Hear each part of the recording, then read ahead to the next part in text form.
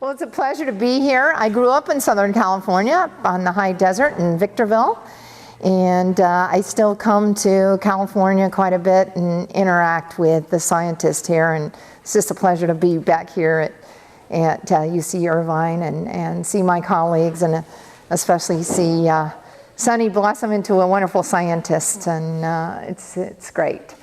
So I work in a field called health-related water microbiology. And we've been thinking, our group is global, and we work at the interface between health and engineering. And we've been thinking a lot about what we need to do in the future. What's going to be the imperative research, the imperative science, the imperative experiments, the things that we're going to need to learn to look at some of the problems in the up and coming century and around the world. So I'm going to present some of these ideas, and hopefully we'll have some discussion on that. Okay. Go to the one at the bottom. I think you're trying to go back. Oh, there we go. Thank you. You gave me instructions, but it didn't hit. So let's talk about some of the global trends in the era of the Anthropocene, right? We're in the new era, supposedly, in which humans and the world are interacting at all scales, right? At the global scale, at the climate scale, and at the local scale. Certainly urbanization, population growth, but it's not just about urbanization. There's regional growth. There's travel and tourism. I'm going to mention that. There's global corporate growth, there's global food market, and of course around water, there's really a focus on water efficiency and recycling and reuse. And we know water moves in a cycle already. In this new era, probably there's not any place on Earth where we can't find some evidence of human impacts on water. So the global threats around this new era, emerging and evolving pathogens, that's something I'm interested in, and how they're transmitted through water. We've got global and social change that's influencing health outcomes. Climate change, of course, but not just climate change, but these extreme events and disasters. And of course, all the pressures around land use infrastructure and our coastline. I work at this interface. Mostly I work on fecal pollution, try to follow feces around in water. And I primarily work in this pathway through recreational and drinking water in terms of how humans become exposed to contaminants. But as you can see, it's quite a complex system. We've got many different types of waters, including groundwaters. This influences food. So food security and water security are very highly tied together. And of course, food and what's going on in our human health, in our populations, and our change in our populations with more immunocompromised, more elderly, and the whole change in our social situation is influencing disease and health in general, and well-being. So it's a complex system in trying to decide how we're going to address these problems and at what scale. Now, if you've been following what's been happening globally, we've been in the era where we've been trying to meet Millennium Development Goals. These goals have been around a variety of targets, alleviating poverty, for example. Water is one of the targets, food is one of the targets. And I really liked this summary of the Rio Summit by Griggs et al. In Nature just recently. Because he said protection of Earth's life support system, including the atmosphere, oceans, forests, waterways, biodiversity, biogeochemical cycles, is a prerequisite for a thriving global society. And so I like the idea that he was talking about these life support systems, the Earth's life support system, and clearly water and microbiology can be in each of these arenas if we start to look at it that way. Goal 3 is sustainable water security. So they're moving from the Millennium Development Goals, which are to end in 2015, to what they're calling the Sustainable Development Goals. These goals have to be global, they're to be agreed upon, and they're to be measurable. They're supposed to be measurable outcomes that the different countries can evaluate. So they want to achieve universal access to clean water and basic sanitation. That is a continuation of the MDG. But also ensure efficient allocation through integrated water resource management. So they're really talking about that, the human's role in managing water, both quantity and quality. For the first time, they've talked about some of these other measures. Restrict global runoff. So this means precipitation, climate change, loss of soil, loss of nutrients, storms, contaminant input. And it's a quantity measure. And limit withdrawals, but from river basins. They didn't include groundwater in this, which is kind of interesting considering the depletion of groundwater around the world, and the link between groundwater and surface waters. And of course, they want to continue to contribute to health goals. Now the health targets really have been around access. How many people have toilets or some kind of access to some type of sanitation system, and have access to what they call an improved water supply. But they are adding on a measurable quality goal, and that is the measure of E. coli at the national level. If you go to the Joint Monitoring Program's website, you can actually see, I think it's 6 countries, I'm going to show you some of the data, where they've tried to do some of the assessment. And this is going to then now start occurring globally, where they're actually going to add a water quality component. So quantity is something that, for the most part, I think people have gotten their arms around.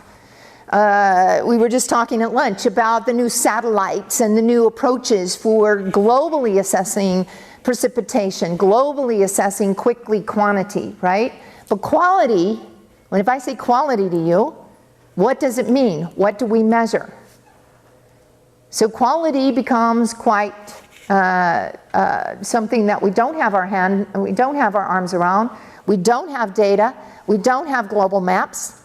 The few global maps we have are of contaminants that are groundwater contaminants like arsenic and fluoride, which are really based on the geology of the earth. So we don't have an understanding of quality and quality changes in time and space. And of course, quality is about health. To me, when I say quality, that equals health. Equals health of humans, health of our ecosystem, health of our animals, and health of our economics, our economic sustainability. So, I'm going to talk about 4 areas where I think we need to move in terms of imperative science. Exploring the water microbiome, and that is using the new technology to really look at water and what kind of microbes are in water and what do we mean by health. Interfacing mathematics with microbes. So I think biology and math linkages are needed. Connecting their systems and microbial distributions. What do we mean when we start talking about spatial and temporal change of microbes? That's very important. And of course, I'm going to just end and touch upon engineering innovations for microbial water safety. I'm not going to go into that greatly, but I really think that that's going to be an important area in the future. So let's talk about why I think these are imperative in the first place. And you've probably heard these statistics. We know globally that water still contributes to a large amount of not just mortality, but morbidity. I was very interested in some recent studies that said the further a child had to go to get water, and this was an assessment of 20 different countries, the less health status the child had. So they could relate the further the child had to go to get water to increased fevers, diarrhea. It wasn't mortality, failure to thrive. So there was all these other indicators that are of real importance. What's the mechanism there? I'm not sure what the mechanism there, except that I could imagine some little kid stopping at a more polluted water about a half a mile in instead of walking the whole mile and taking that water back home maybe. I don't know. But nobody really knows what that mechanism is, but that's been shown. So we know that water pollution is affecting health globally. We have good statistics. Now, if we look at water quality, our measure of water quality is primarily indicator organisms. E. coli, which is a bacterium in the intestinal tract. And these are some data, and I want to point out the compliance numbers. So this was in a national assessment in Nicaragua. They were using fecal coliforms rather than E. coli, so thermotolerant coliforms. They only had overall a 48% compliance, and you can see that pipe supply from a public utility where they usually had chlorine was 90%, and then you can see that even springs, even though they thought they were protected, is very poorly complying. And so we have, and I want you to remember these numbers, this 90% versus this 19%, because I'm going to talk about compliance later. This is Ethiopia, the study in Ethiopia, a little bit better. Not quite, I mean the piped system is about the same, 63 overall. This is Nigeria, 75%, a little bit better there yet. But you can see the piped water is lower, and the boreholes where they're going to groundwater is better. So you've got some of the rural area getting a little bit better access. Tajikistan, they have overall a better compliance here, 87%, protected springs 82, piped water 88. And Jordan, you can see that Jordan is achieving this 99.9%. And that's where people are trying to get to, is this very, very high compliance number. And you can see where most of the countries have a long, long way to go to get to 99% even, or 90% and 99%.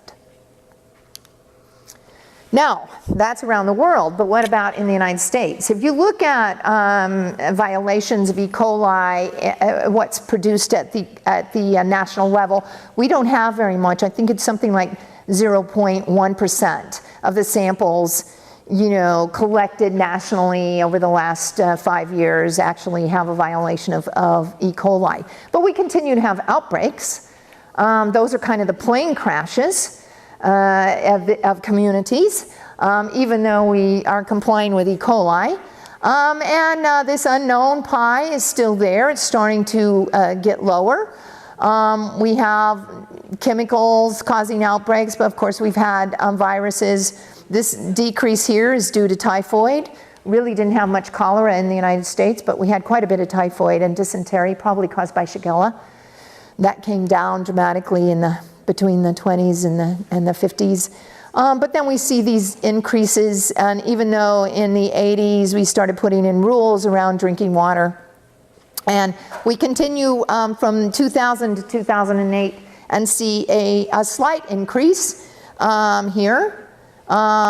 This is over decades, but I can tell you every few years, it's about 10 outbreaks every 2 years in the United States right now. It's starting to increase, and it's mostly in rural communities. These are rural communities using both surface waters and groundwaters, and often groundwater systems.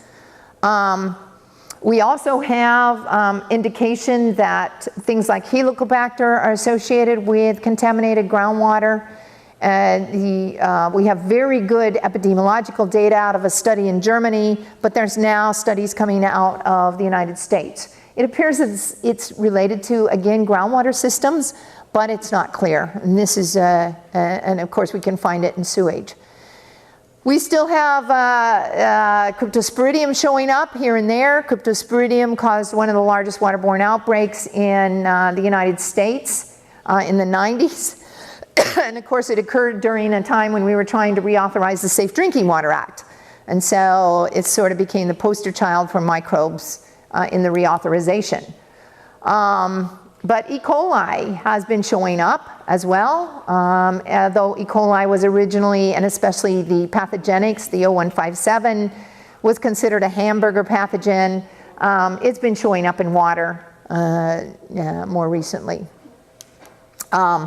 In the Great Lakes region, just north a very small outbreak, really, in a very small community, but a very significant outbreak. The source was manure. It was 2 pathogens, O157 and Campylobacter. They had children die, and then they had a number of children that are going to have kidney transplants. And the community is still suffering, probably, we think, because of Campylobacter, with reactive arthritis and other joint aches and other immunocompromised states. And so this outbreak in Canada changed the way Canada started looking at protection of their groundwater. And this occurred in 2000. In 2005, a resort town in Lake Erie, associated with both septic tanks, septage, probably packaged wastewater systems.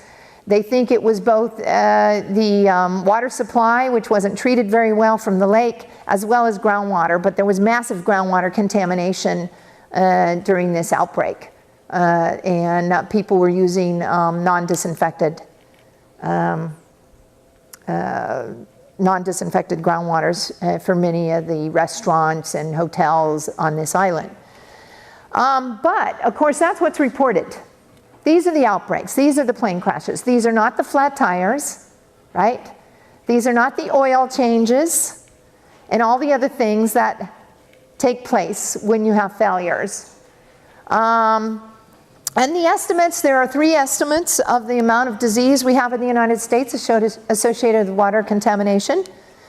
One suggests there's 19 million, 13 million from surface waters and 5 million from groundwaters.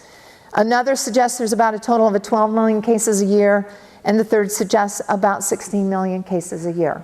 So here we have our outbreaks, what's reported, but the primary impact in the United States is not reported. And so, do we have a waterborne disease issue globally? Everybody would probably say yes. But then you might ask somebody, do we have the threat of waterborne disease in the United States? And many people will say, no, I'm not sure. I think I can drink from the tap water and be safe. Yet we're seeing that probably there's up to 19 million cases of disease a year, plus these outbreaks. Now, one of the other things I think is quite interesting is the growth of the sensitive populations. This was published in Nature. This is diabetes around the world. And the reason I bring this up is for the first time in a study, an epidemiological study done on recreational waterborne disease, they actually found that the subpopulation that had diabetes was more susceptible to severe outcomes. And this is the first study I've actually seen where they've identified, that particular subpopulation as having a greater risk, a greater outcome. And when you think of how this subpopulation is growing around the world, it's a little bit unnerving to think of this huge growth of this subpopulation that has these severe consequences. I work in the Great Lakes, so I grew up here in the desert of Southern California. I did my degrees in Arizona and Wyoming. I had my first job in Florida, and now I live here in the middle of Michigan. One of the things is these long coastlines have been part of my water quality education. So I tend to like to work at the coastline. And the other thing about working in the Great Lakes now is this history of water quality. So we're really the capital of the water, we're kind of a capital of water quality. The Water Quality Agreement and an agreement between Canada and the United States to protect the waters of the Great Lakes started in the 1900s. And so there's a long history of studying water quality and health in this area. Of course, the threats to the coastline are what the threats are in many places around the world. There's beach closures, loss of habitat, and of course the health risks. We have what we call areas of concern in the Great Lakes. These are these little dots here. The blue ones are in the United States, the red ones are in Canada, and the green are shared by Canada and the United States. And you can see this is Michigan here. We have a little piece up here we call the Upper Peninsula.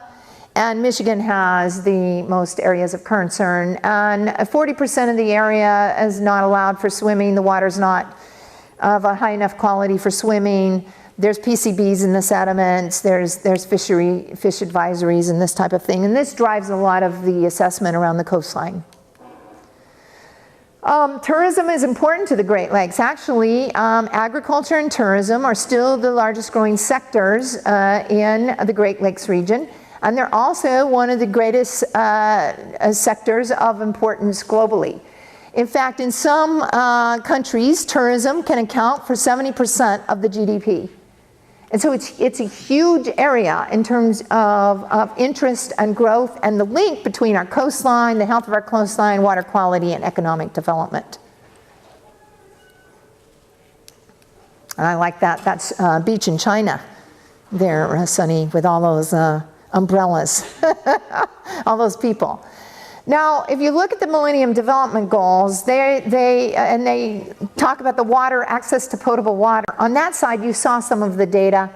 People are gaining access, and now they've got to say what's the quality of that access, right? So they've got access, but maybe it's not the greatest quality. But they're meeting the MDGs in terms of access for water. On the sanitation side, we're not anywhere near meeting the MDG goal. So you can see this map here. This is world sanitation, household connections. The Americas do okay. You know, if we delve down, even in the United States, we would find some pockets where we don't have access. But mostly it's in Central and South America where there's a need to increase that. But it's really over in Africa and Asia where you see the dramatic failure of having any kind of access to wastewater and sanitation. Now this is not treated wastewater. This is just access to any kind of sanitation.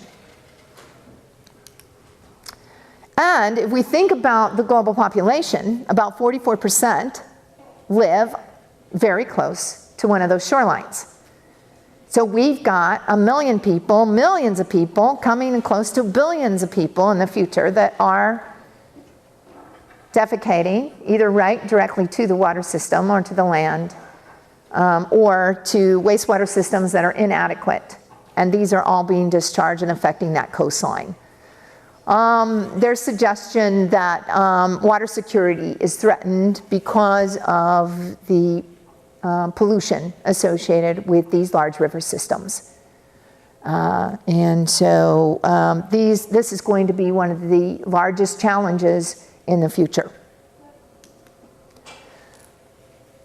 Now I mentioned tourism and I mentioned recreation, and so recreation hasn't been as documented in terms of causing disease as much as drinking water systems have, but we do believe that recreational exposure is associated with quite a bit of illness. This is ambient waters in the United States. Most of them were associated with lakes. And you can see that through time we're starting to see more and more outbreaks.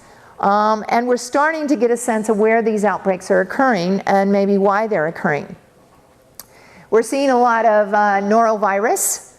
And of course we're not only seeing outbreaks, but we have beach closures due to contaminated water. This is California, Huntington Beach.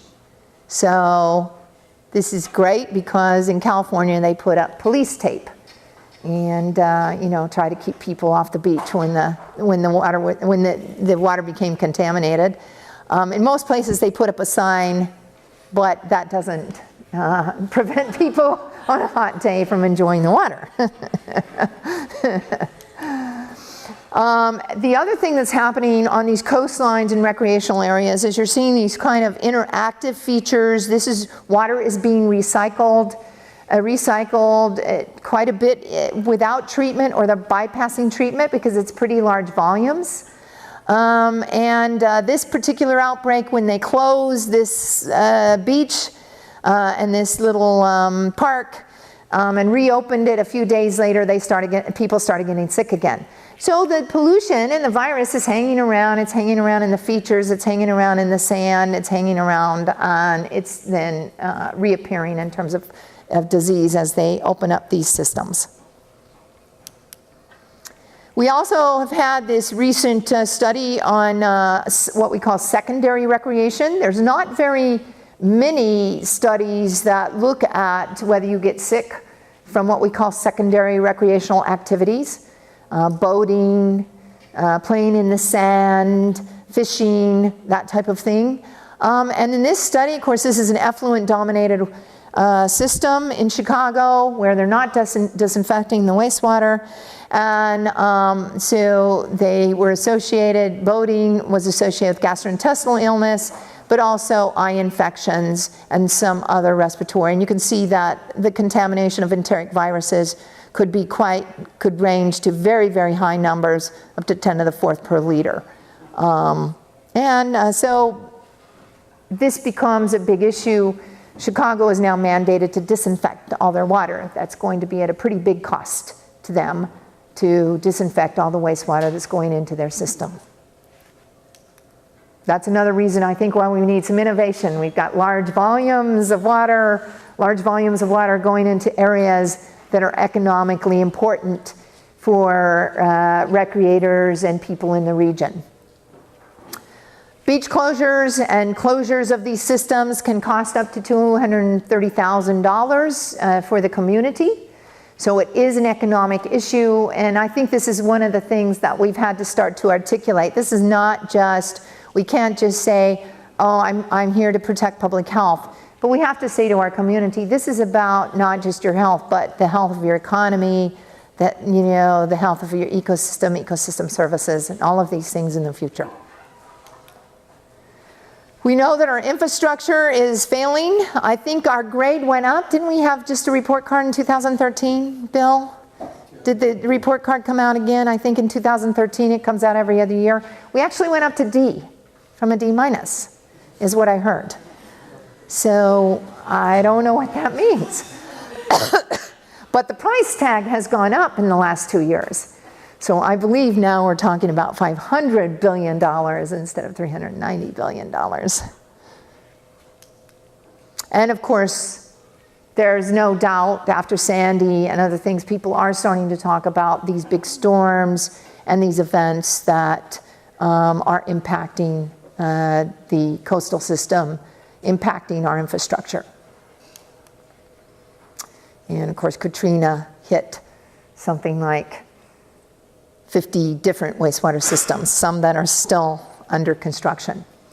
We do know that outbreaks, at least drinking water outbreaks, 50% of them are statistically associated with extreme rainfall events. That is, if you look at the 20-year average around an area and its distribution of rainfall, the outbreaks are associated with the upper confidence limit of that, precipitation. And it doesn't matter if it's groundwater or surface water. Both groundwater and surface water outbreaks were statistically associated with these rain events.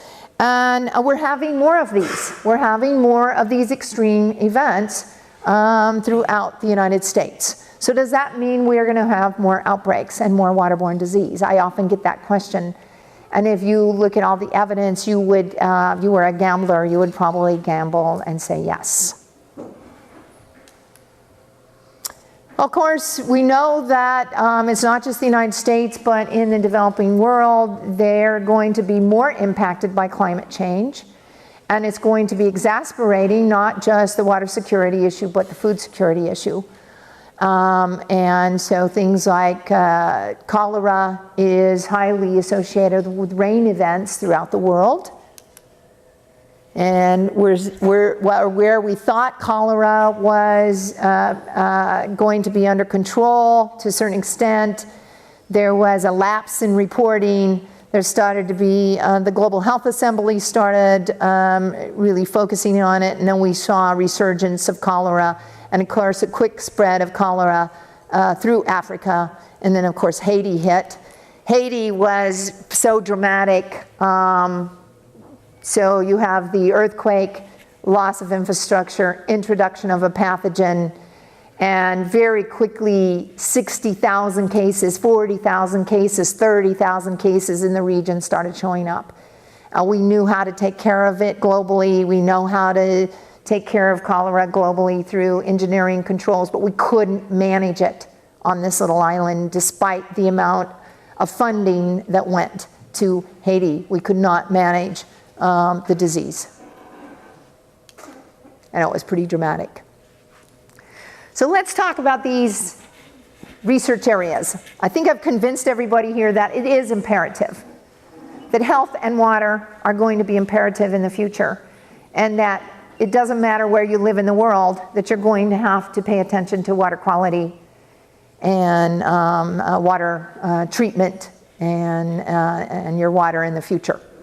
But of course, let's start with technology and measuring water quality. So we started with total coliforms in 1914, right? We moved to the fecal coliforms in the 40s and 50s. We just upped the temperature, right? And we got fecal coliforms. We still use this in many of our wastewater permits throughout the United States. We moved to E. coli in 1986. But now we're able to look at pathogens. We can go all the way, if we want to a pathogenic organism, both with cultivation technique or with a combination of cultivation and molecular tools. I'd have to say that the tools where we look at DNA, and especially the quantitative tools, have been the biggest boom for water and environmental studies of all the technology. Now, it took a long time. 1985, you started seeing it move into clinical microbiology, into food microbiology. It's taken a long time for it to get into water microbiology. And there's still some hesitation in using it because it doesn't measure viability. But we now can at least get numbers, concentrations. And you're starting to see the first rule-making around recreational waters using quantitative PCR, and I think that they've been using that in California beaches for enterococci. We've been able to take advantage of the human microbiome studies, and especially those looking at the gastrointestinal tract, to understand what's in on the gut. And of course, the Bacteroides has fallen out as a group that is there in high concentrations and can be used to do source tracking. And since the beginning of time, I think if you go back even to the 1900s, when they took samples, they wanted to know where the contamination was coming from. That's been the age-old question from the first time somebody probably took a water sample or thought something was polluted. And we still have struggled to say, do we have the tools that can say, where is the pollution coming from? So now we actually do have these tools, and they are starting to be used. I'd say the Bacteroides globally is now being assessed and being used throughout the world, and I think we're coming to a consensus around this. And the relationship of these, especially these human source tracking markers to our traditional E. coli in wastewater systems and in river systems, so that we can understand what our old data said and what the new data may mean. And of course, California has led one of the largest blind studies around the different source tracking markers. This was mandated. These papers, these series of papers, are going to be coming out in water research. I think most of them have been accepted for water research, and they'll be coming out in the next few months. And so this part has been done, this methods comparison study. They are now working, of course, in field case studies and developing a guidance manual. And I don't know any other country or state right now that has gone this far. Their comparison labs from all over the world actually participated. We participated in it as well, our lab. They looked at both sensitivity and specificity. So things like viruses, we know, highly specific, that's why we use them. But in the method that they use, there's no concentration, there's no method for concentrating the target. And so, of course, the sensitivity was quite low for the viruses with very high specificity. So this is an area, of course, where we work because we know we can concentrate to improve this part of the equation. But of course, some of the Bacteroides markers did very well. Our particular marker did 92 and 96%. And so we were quite pleased with that overall effort in this blind study. And this was, labs from Australia, labs from Europe were participated in this. So we have source tracking markers, but what about the metagenomics approaches? Because you still then have to run an individual test. That is a limitation for us to look at water. If we have to take a sample and run 10 different tests to understand viruses, parasites, bacteria, the ecology of the water system, it's still going to be a limitation. So I think the metagenomics approach will be useful for water, but how do we start to look at what is a healthy water system? How do we gather enough data sets and do the bioinformatics? This is going to be a challenge for us, and that's going to be the future in this area. We're going to need more data sets, we're going to need more bioinformatics, we're going to need more assessment. Now our group has been looking at the virome, the water virome. We've done viruses before, and we believe because of the specificity both of the bacteriophage as well as the human viruses and animal viruses, it may give us more information and more resolution. And so we're looking at both wastewaters, ambient waters, and ballast waters. So we're trying to go to harbors. In fact, we just got back from Duluth in the Great Lakes, where we're looking at 5 different ships that have come from different places in the Great Lakes. So we can now look for pathogens in water. We can use qPCR, but like I said, that's only going to give us maybe a small group of viruses. But if we use the metagenomics, we can start to look at everything that might be there. But one of the problems is that half of it is unassigned. So our databases for viruses are very poor. We don't know what these gene sequences are. And this is not only our study, but several other studies have shown the same thing. Now, of the viruses, we're actually finding that, and this is no surprise, that there's bacterial genomes in our virus prep. So we filter out the larger cells, we use PEG to concentrate the viruses, we use DNase and RNase to try to destroy free DNA and free RNA. There might be some plasmids and other things in there. We don't believe these are contaminants, we believe the majority of these are genes that the phage are bringing with them. And these could be very important in terms of understanding gene transfer, antibiotic resistance transfer, virulence transfer precipitated by phage. And so I think this is another area that's going to be very, very interesting in the future. Now, I was happy to see that with Illumina, if you look at some of the old literature when they went to wastewater and they went to these polluted sites where we could find human viruses using qPCR, in the metagenomics database they could not find human viruses. But I was very pleased that with Illumina and the new technology, you can do enough deep sequencing that you can start to see what we would call the pathogenic viruses, but they're there in their biomass, they're rare, actually, amongst everything else that's there. But we could see them. We could actually see them with Illumina, so I was pleased to see that, but they're only there at about 1%. You do see a lot of plant viruses. You see animal viruses, unclassified. They're viruses, but they're not really classified. But the majority of what we can find there are phage.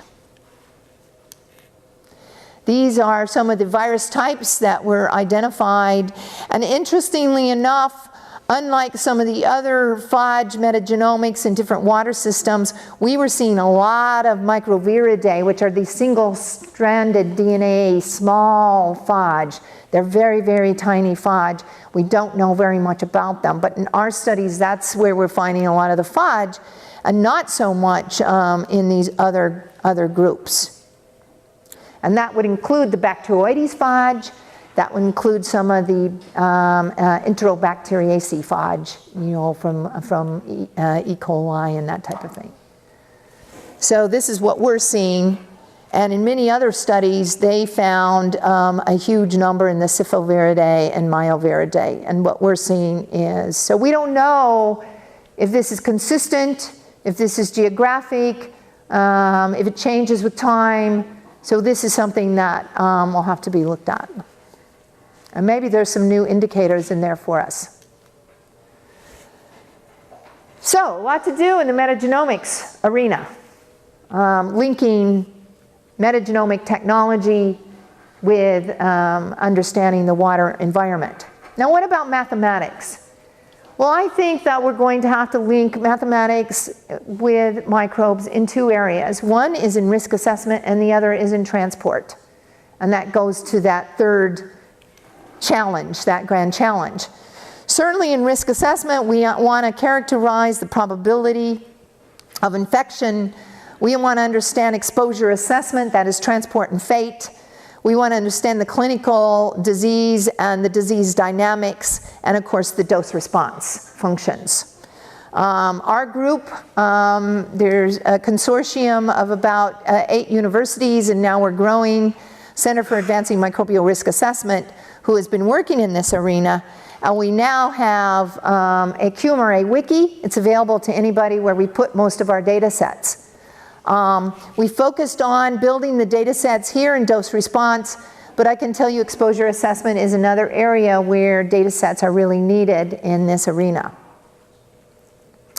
And of course, this is a framework in which you link engineering solutions, management solutions, policy solutions with risk and hopefully risk reduction. We have about 70 dose response databases analyzed, both inhalation and ingestion, from human and animal data. It includes about 35 pathogens. They fall into two primary mathematical models for giving you probability of infection. If you go to QMRA wiki, if you Google that, it's all one word, QMRA wiki, you can get to our database. And we're happy to get any suggestions on improving that wiki. But one of the goals, of course, is to come up with management solutions. And to come up with management solutions, you have to decide what is safe. And what is safe is a social issue, and that means linking the social sciences with the hard sciences. Now, 10 to the minus 4, 1 in 10,000 risk, has been suggested as a number for an acceptable goal. This has been suggested for drinking water for 365 days. So what does that mean? That means drinking water should not support more than 1 infection in a population of 10,000 in a year. In other words, you're going to have disease from other things, daycare centers, food, whatever. But the drinking water goal is to be safe enough that there's no excess disease, 1 in 10,000, over a year's time, 365 days, right, of water consumption. Now that is not codified in law. The only place it's codified in law is in the Netherlands. The Netherlands have actually said that they are going to put that in their law, so it's in their law. The European Union does use that number as a goal. WHO uses a number very close to that, but they add disease for dollies. But we really don't, in the United States, we have suggested it as a potential goal. And that's just for drinking water. So what about recreational water? What about other systems? Now, what does that mean? That means here's the concentration in your river, concentration of your pathogen. Here's your log reductions you want to achieve. Here's the acceptable line at the 10 to the minus 4. So depending on the contamination level, you can be in an acceptable zone depending on how much treatment you get. So this is the policy approach that people are taking. Right? But you have to know your pollution levels. Now, WHO is supporting this approach for the developing world through their water safety plans. But the monitoring here, of course, as you can imagine, the database is very, very weak. Now, one of the other issues we have in microbiology and in pathogens in water is that they're contagious. And so if you get a microbe through water and I'm infected, I can pass that on to someone else through other modes of transmission, person to person, through touching a desk, food, whatever. The traditional approach in epidemiology has really been to look at disease dynamics in a community. That's these green boxes, right? How do populations move from one box to the other? And we describe that mathematically.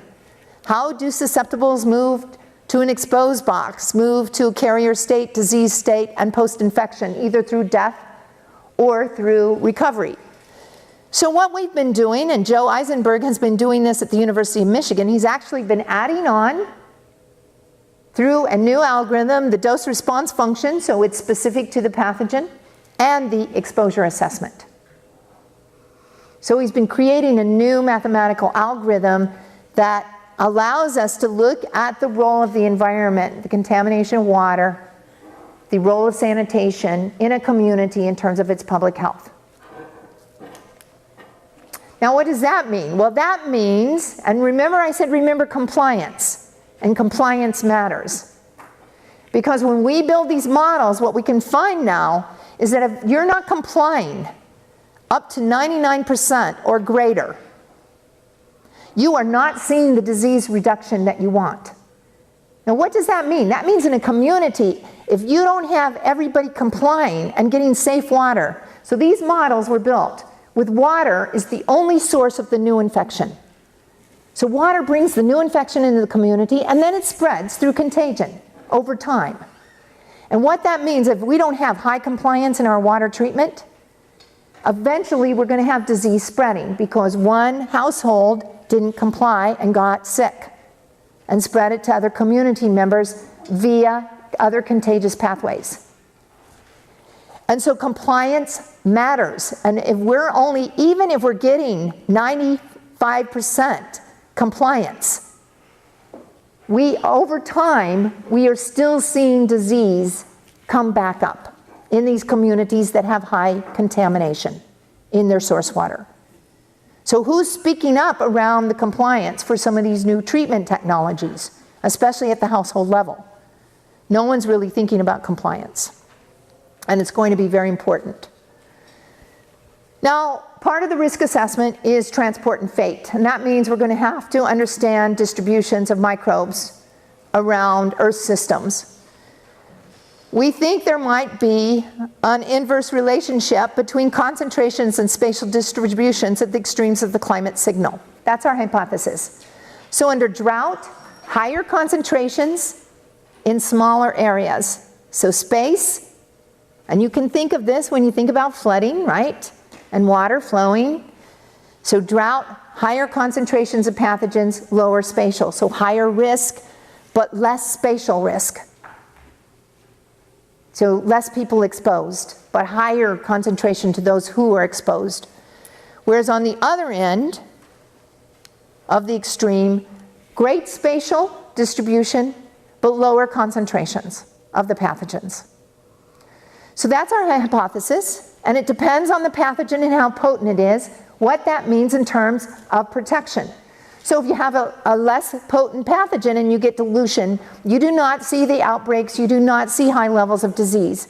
But if you have a high potent pathogen, like rotavirus, like E. coli 0157, like Campylobacter, even with the dilution and the spreading out, you get much larger risk. So it depends on the potency of the pathogen. So this is one of the areas that we think needs to be evaluated. Now we've been doing very large spatial assessment in the Great Lakes. Now the Great Lakes has used dilution as the solution to pollution for a long time. We have a lot of water. We have combined sewer overflows. We have a lot of untreated sewage going into our systems. We've decided to take spatial composites by taking samples at the edge of 64 water basins. So spatial composites around that watershed, but then taking samples over time. This is a integrated work. It's hydrologist, it's geologist, it's climatologist, it's microbiologist, and it's chemists. So we're all working on this together at this very large scale in the Lower Peninsula. Not only is land type being looked at, but land characteristics. So we found that land characteristics are very, very important. Many people do land type. But you need to know the land characteristics, not just the land type. What we found is with our B theta, which is our human marker, we've got under low flow a strong correlation with septic tanks in the Great Lakes region. And we have very little policy around septic tanks in this system. This was quite a surprise actually to see this relationship. And the state is now starting to look at these areas. Now in low flow, groundwater is supplying the flow to all our rivers. Under high flow, it's a different story. We're seeing CSO and wastewater correlations. We've also been looking directly at beaches and looking at pathogen transport and fate. And throughout the Great Lakes, they're trying to use predictive models. That is rain, wind, sunlight, et cetera, et cetera, et cetera, to predict the concentrations of pathogens on the beach. We did a summer study on 2 beaches where we looked at viruses. These are the parameters in which we can get prediction of viruses on the beach: wind speed, direction, 24-hour precip, water temperature, solar insolation, number of swimmers, and turbidity. And we can actually produce a model.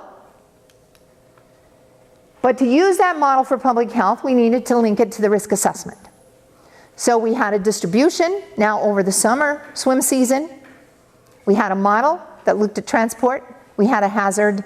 We began to link it to our risk assessment tool. So we built an app. It uses Java. It is set up on an iPad right now.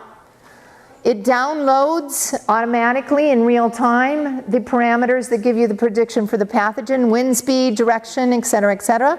We don't have turbidity meters in situ, so somebody has to measure the turbidity. So you have to go in and get the measurement of the turbidity, and you have to put the number of swimmers that might go to that beach at that time. So you put in, these are user input, these are downloaded from the internet because of the weather stations that we have available to us in the Great Lakes. So you download those in real time, you put in your turbidity, your number of swimmers, and you get transport model concentrations. We link it to dose response. In this case, it's an adenovirus model, and we get a risk assessment. Now, how are we getting the risk assessment? What are we using for the dose? We're using a study done by Al Dufour, in which he used a swimming pool linked with a chemical, or seeded with a chemical, in which he had children and adults swimming and monitored their output in their urine. And he calculated the ingestion volume for 1 hour of swimming, about 1 hour of swimming. And so now we had an ingestion factor for 1 hour, 2 hours, and 3 hours of swimming, which we linked to our concentration. And we were able to get risk. Now you see the risk has green and red bars. So you could imagine, well, green must mean go, good, right? And red must be bad, not so good. But what is the demarcation? What's acceptable? Well, we didn't use 10 to the minus 4, right? Where they use it in drinking water. Here's a 4.6 times 10 to the minus 3. And we use an acceptable risk level of 8 per thousand. Now this risk level came from epidemiology studies done by EPA.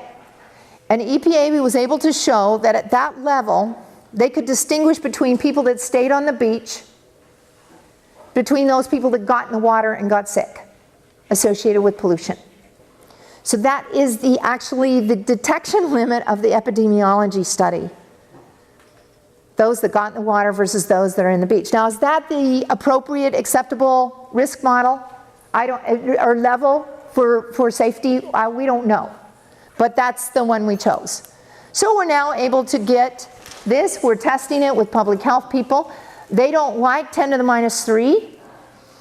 Public health, they didn't understand what 10 to the minus 3 was, so they wanted it to say 1. They wanted the output to be 1 swimmer in 1,000. So they didn't want any scientific numbers up there.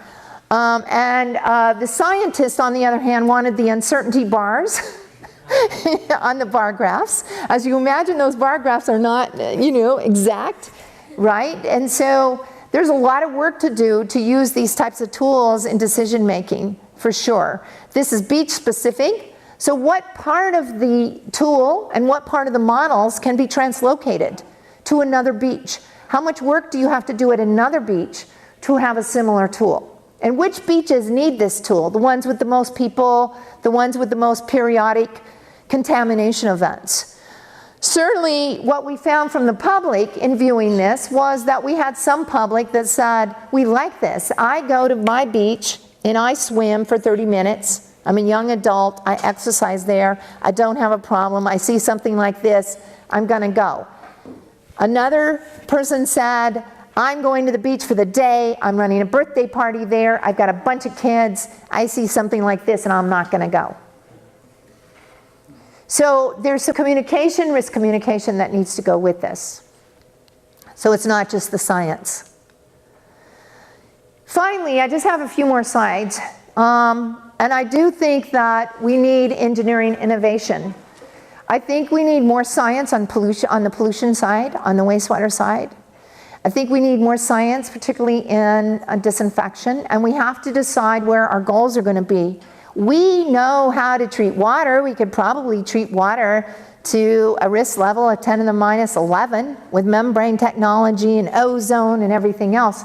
It's the balance of societal goals and costs that need to be discussed. But we do need innovation. Can we use the technology from the United States and transport that everywhere else in the world? With all the pipes and pumps and everything else, and even the education that's needed to maintain those systems.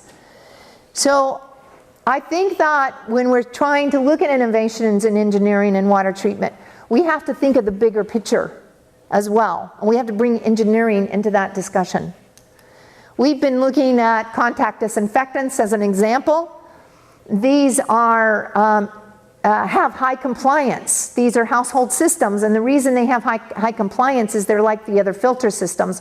All the filter systems have high compliance because people bring their water in, they throw it in a chamber, it goes through like a filter, and in the bottom chamber is their water. And it's fairly fast, it's easy to maintain. And so the high compliance helps. The problem is that most of the filter systems did not have disinfection. These are contact disinfectants, they act like filters, and it disinfects the water as it flows through. But we don't know about DBPs, they're using bromine, so we don't know about disinfection byproducts. We don't know about maintenance over the long haul. The manufacturers say that this can last for 60 days without taking it apart and cleaning it. But what kind of water were they testing it with when they did this? Is this water in India, water in Africa, where is it? So there's still a lot of issues with these kinds of systems, overall, besides price and compliance. We do see that we can get inactivation, and even with sewage, if we add sewage, we actually increase the disinfection, because with these contact disinfectants, the more the demand, the more the disinfectant is released. And so here's the log reductions over here. And when we add sewage, we start to get more log reduction than if there's no sewage. So there's more demand, it's supposedly sucking out the disinfectant. But the mechanism of this needs to be studied. And we do see a change in time. So over time we see a decrease, particularly in cleaner waters, in terms of the disinfection efficacy. Now, World Health Organization and EPA have suggested that for bacteria we should be achieving 6 logs, for viruses 4 logs, and for parasites 3 logs. But without compliance, those log reductions have no meaning. So if you have high compliance and you get 2 to 3 logs, you are just as well off as if you had low compliance but very high log reductions. So we've got to look at the trade-off between ease of use and efficacy and this issue of health. And this is not something easy to explain. And again, I think that we're going to need drinking water, stormwater, wastewater, animal waste treatment. These are going to be our challenges for innovation. High flow disinfection. And we're going to have to start looking at these distributed fragmented systems. How do we get compliance with distributed systems? Because that's going to be important to public health safety in the future. So I'll just end by saying I think these 4 areas are very important. I think they need to be integrated. I think any one of us could work in one of these little boxes for our career, but I'm hoping that we will link, you know, to other people in these other areas, really to achieve water safety in the future. Wastewater and fecal pollution is still the greatest threat around the world. And it doesn't matter whether you're in the developed world and you're defecating directly to water, or you're in the developing world, right? Developed or the developing world, we're going to have challenges. And access does not mean clean water. And so water quality testing will have to be part of the next sustainable development goals. And we're going to have to look at these extremes during these weather events to achieve safety in the future. I think we need a coalition globally of scientists. I'm happy to be part of a coalition that is using new tools and technology to explore these issues and this imperative science and research that I've been talking about. Health-related water microbiology group with the International Water Association. And we'll be meeting in Brazil later this year in September. I'd like to thank the Michigan gang who does a lot of this work. We're an international crowd, and it's been a pleasure to work with them all. And thank you all for your attention and inviting me here.